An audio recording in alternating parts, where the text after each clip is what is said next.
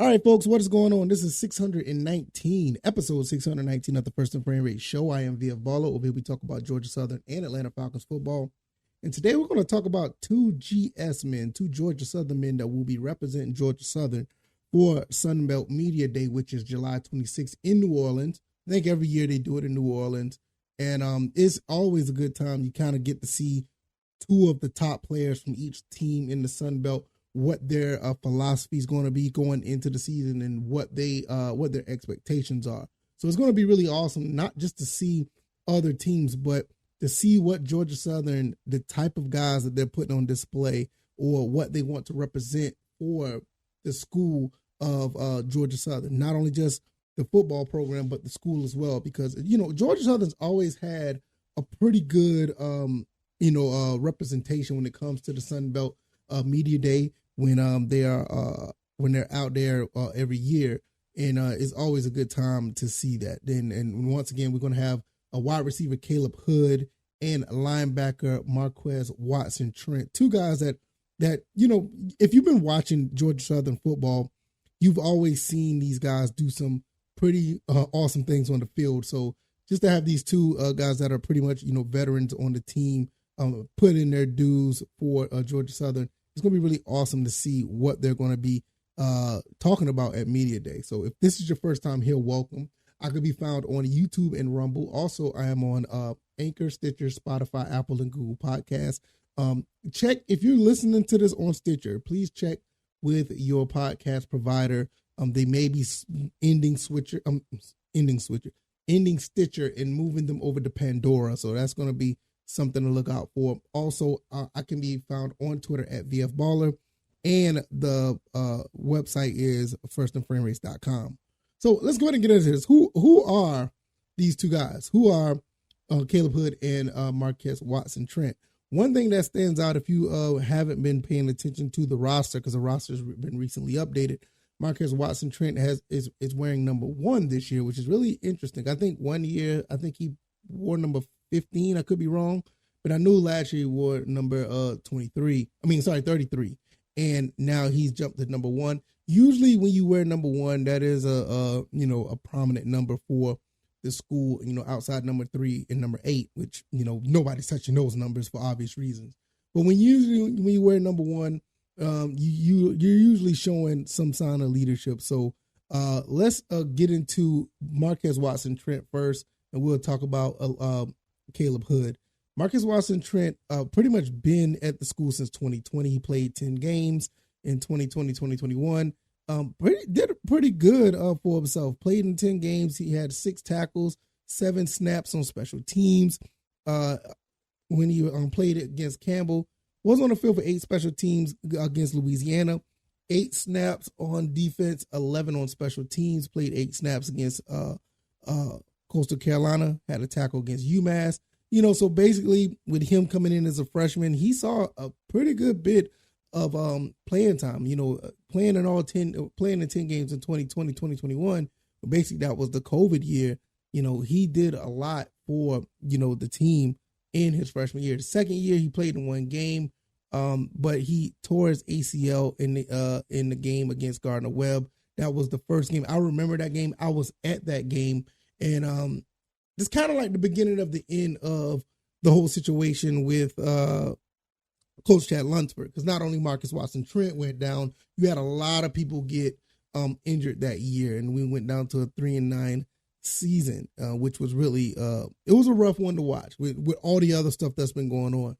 He bounces back in 2022 and 2023, second team All Sun Belt selection from by Phil Steele, played in all 13 games, played a total of 930 total snaps, had one of 6 100 tackles performers in the Sun Belt. So he had over 100 tackles. He had 114 tackles, averaging 8 over almost 9 a game. Had 5.5 tackles for a loss, a sack, plus 3 quarterback hurries, forced fumble, and 3 pass breakups. Had 5 tackles and a quarterback hurry against Morgan State. Had 10 tackles in the legendary game against Nebraska.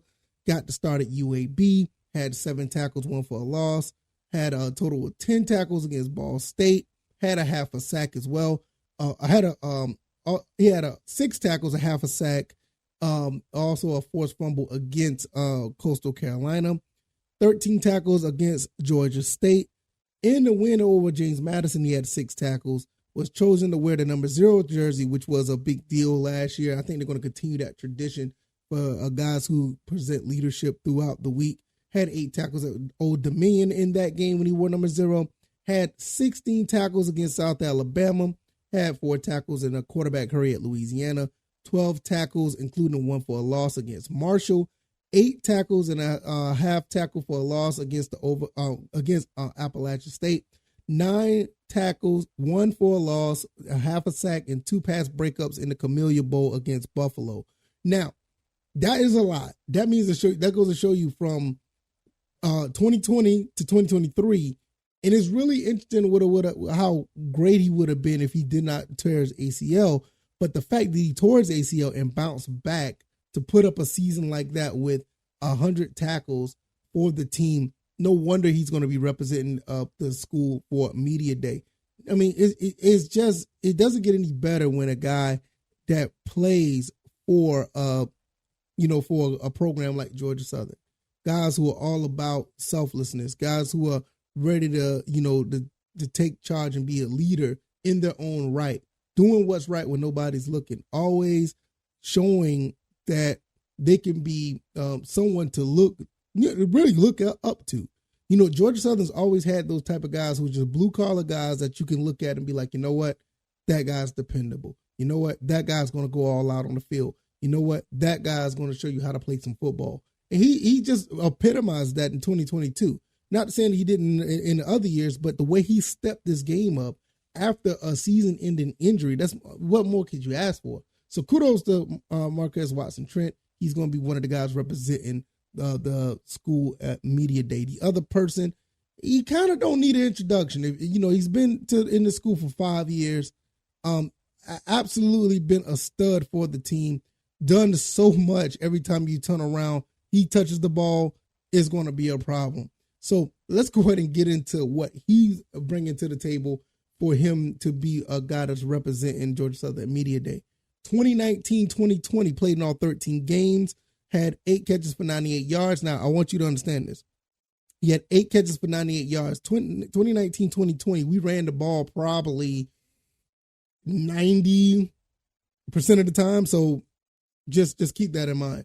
He also carried the ball 3 times for 47 yards, had a passing attempt, made his college debut at the number 6 LSU, the same year that Joe Burrow and them won the national title. He had a 12-yard reception against the Tigers, 3-yard rush, and a 5-yard catch against Maine. 39-yard catch at Minnesota. I do not like talking about the Minnesota game, so Had a 25-yard run against Coastal Carolina. Was on the field for 15 total plays against 20 Appalachian State. I think that's the game that we beat them.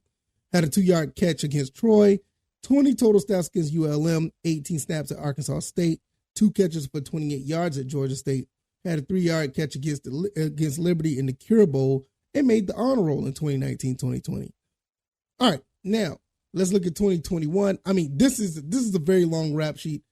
I'm just going to try to skim through some things that actually, mean so, because he has done so much. And I don't mean rap sheet in a bad thing. I'm just talking about this guy's put up numbers.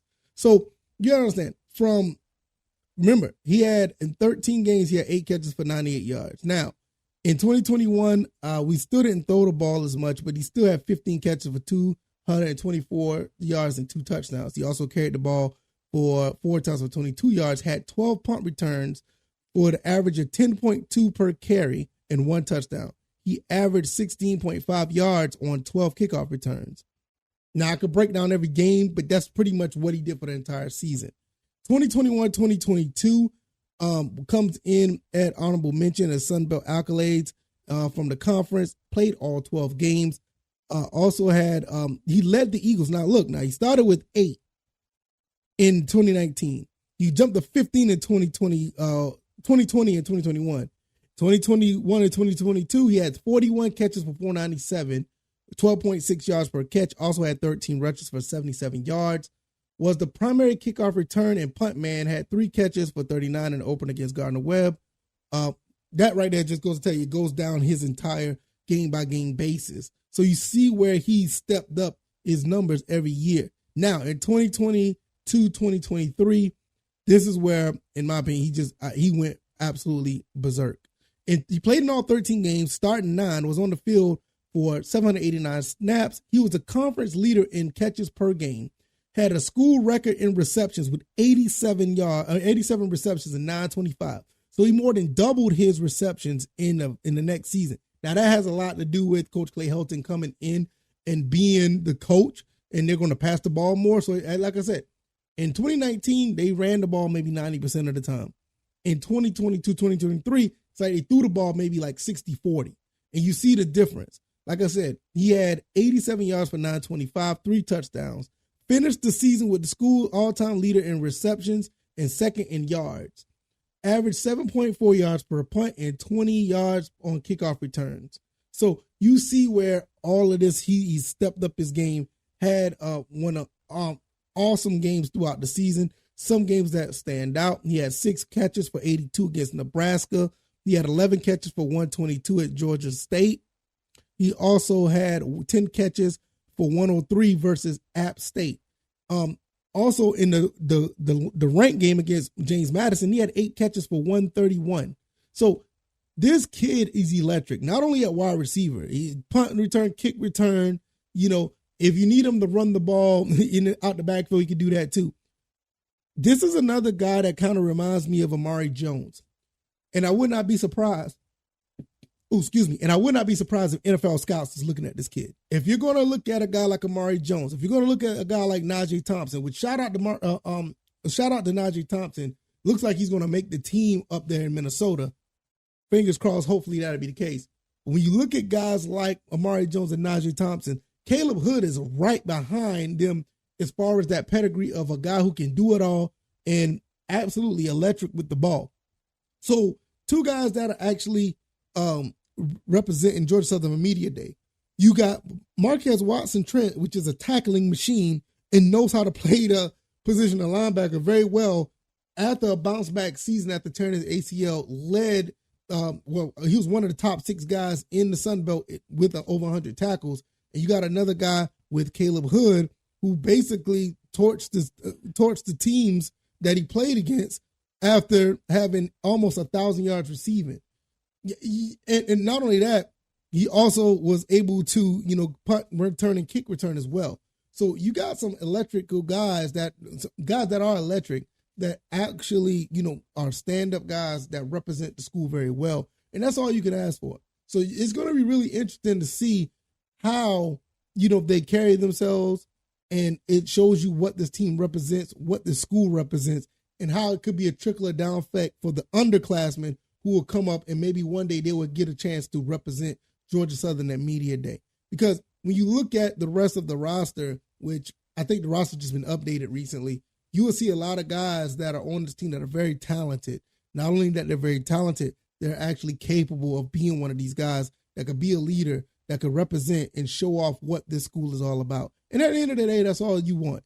You want guys that are capable of doing those type of things. It's going to be really fun to see. I cannot wait to see how it goes. If you like this commentary, hit the like button, share this podcast, subscribe to the channel if you haven't already. Let me know what you guys think. Khaleb Hood, Marques Watson-Trent, these 2 guys are going to be representing Media Day.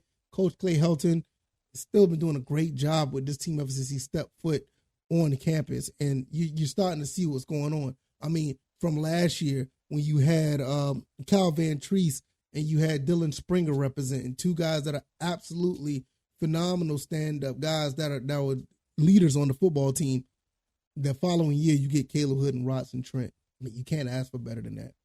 I also can be found on YouTube and Rumble, Spotify, Stitcher, Apple, Google Podcasts. Go check your Stitcher. If you're listening on Stitcher, some things could be changing. I'm also on Twitter at VFBaller, and the website is firstandframerates.com. I am going to get out of here, going to get ready for my Thursday. Hopefully you guys had a great day. Have a great evening, and I'll see you on the next one. Y'all take it easy, and y'all be blessed. Peace.